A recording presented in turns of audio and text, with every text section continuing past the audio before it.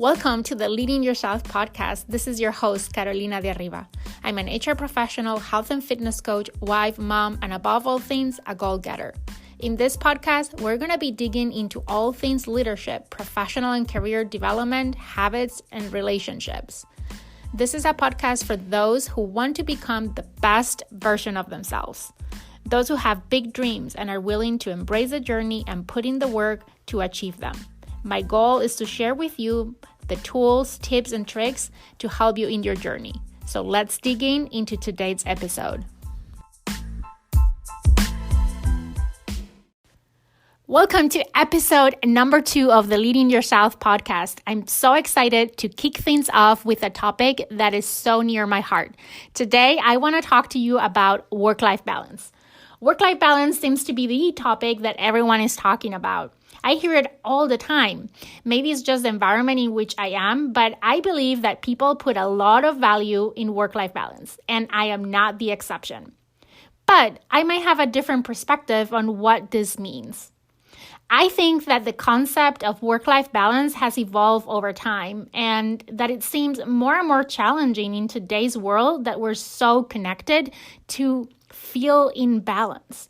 So let me share with you my definition of work-life balance. Or maybe let me start by saying that I do not believe work-life balance exists. Yes, you heard it right. I do not believe it exists, at least not in the way that many people describes it. For me, work-life balance means that you have very clear what your priorities are and you feel fulfilled in all of them. Okay, let me repeat that. For me, work-life balance means that you have very clear what your priorities are and you feel fulfilled in all of them. I have learned that the day has only 24 hours. Even though sometimes I wish it had more, that is something that I can change. I also came to realize that I'm only one person. I mean, it's not like I can clone myself, right? But I play so many different roles in my life. I'm a wife, I'm a mom, I'm a professional, I'm a daughter, a friend, I'm a member of the community, I'm a leader, and so on. All these roles make me who I am, and they're all very important to me. In the past, I felt that these roles were competing against each other for my time and my attention. I felt that I always had to make sacrifices in one in order to focus on the other. And typically, my family and friends got sacrificed over work. But I've learned that they don't have to compete, but rather they can coexist.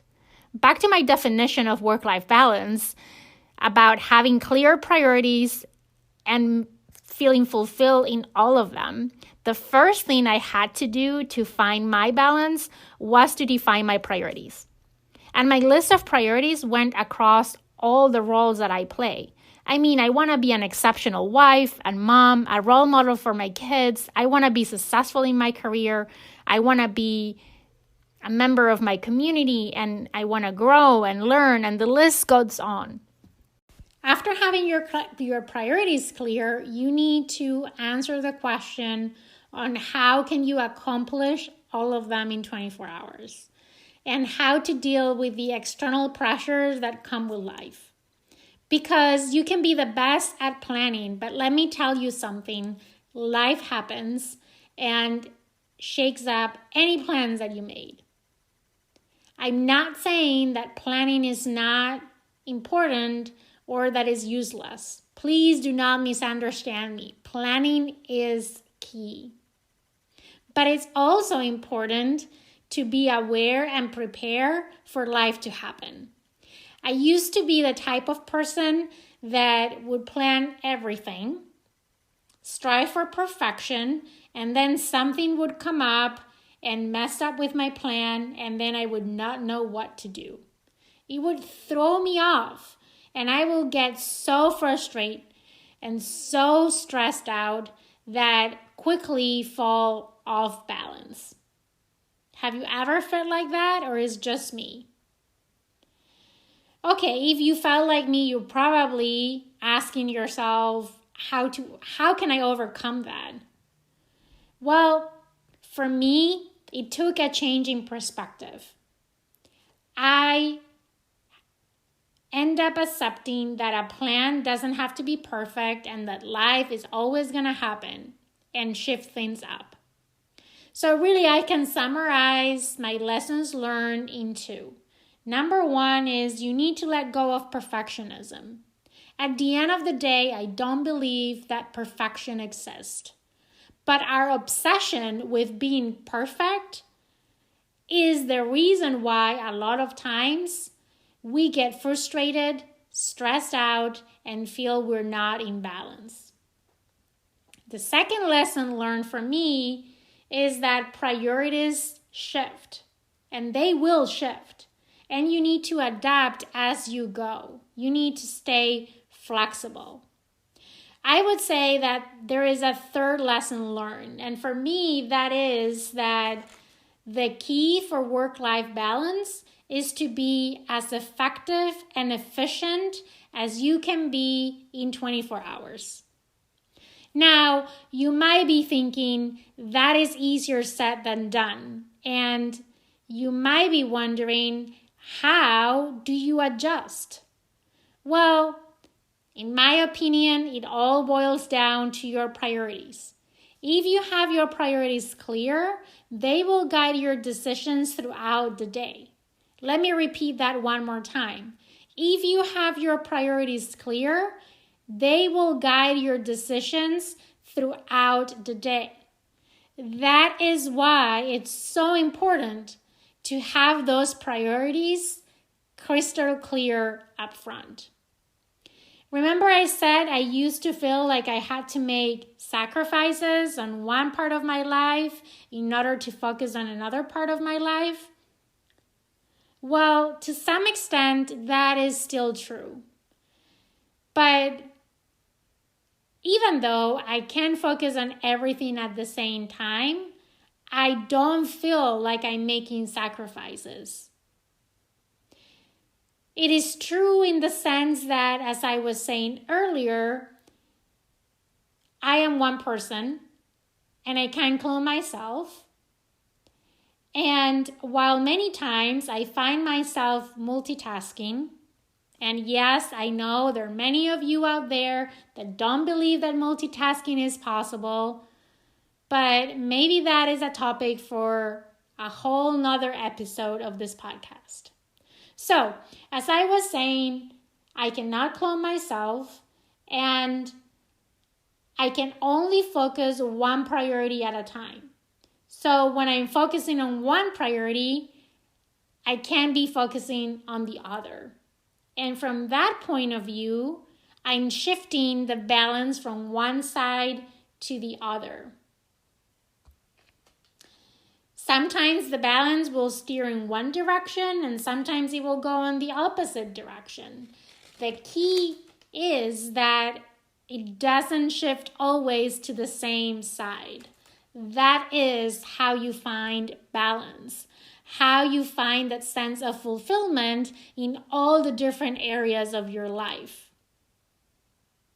Now, let me share with you some tips and tricks of the things that I personally do that help me make the best use of my time so I can feel fulfilled in all the areas of my life.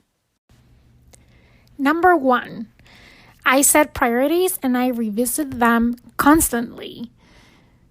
So I mentioned this before, but it's the starting point is to set your priorities. And really these priorities need to be set in all areas of your life, not only in your career or your personal life, but really across all the roles that you play as a person.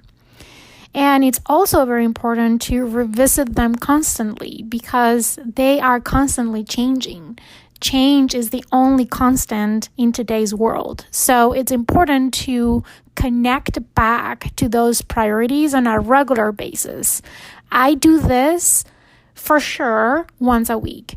Every Monday is part of my morning routine to check on my priorities for the week. But sometimes I find myself checking on my priorities on a daily basis, sometimes even several times during the day. If something comes up during the day Let's say they call from school. One of my kids is sick.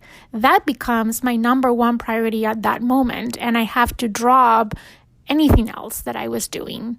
I have to shift priorities at that time, and I need to reconnect with my priorities to figure out how I'm gonna rebalance things out.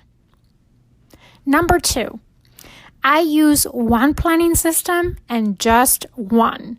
That means that everything across all the roles that I play in my life go on the same calendar. Work, personal, everything.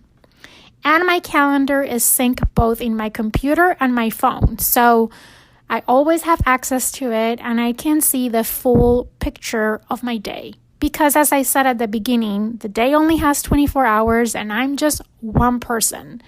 So why have multiple calendars, multiple agendas?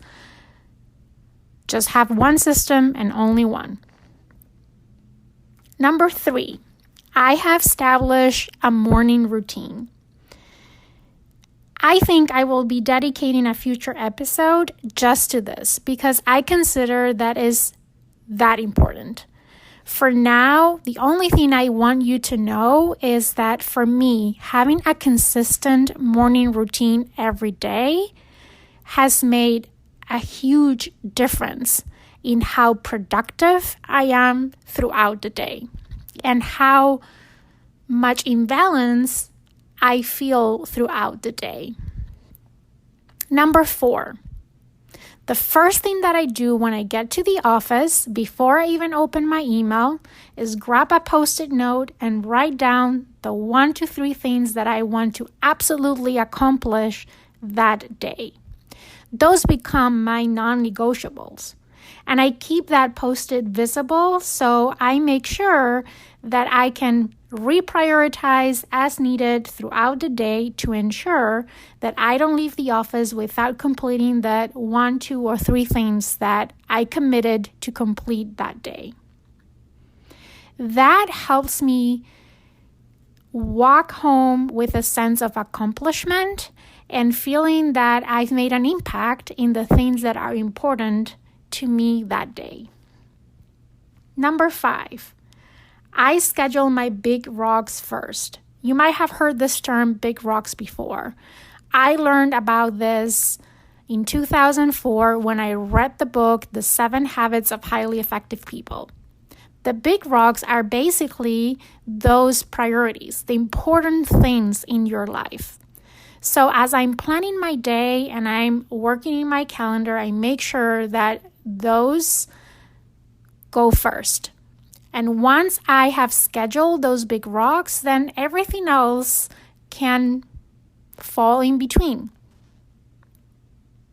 Number 6, I have learned to say no. That was a big challenge for me because I'm the kind of person that wants to be involved in everything, that wants to give the 120%, that wants to have exposure to all and every opportunity to learn, to grow, to get involved in new projects. It just excites me. But I've learned that if I want to be in balance, I need to learn to say no.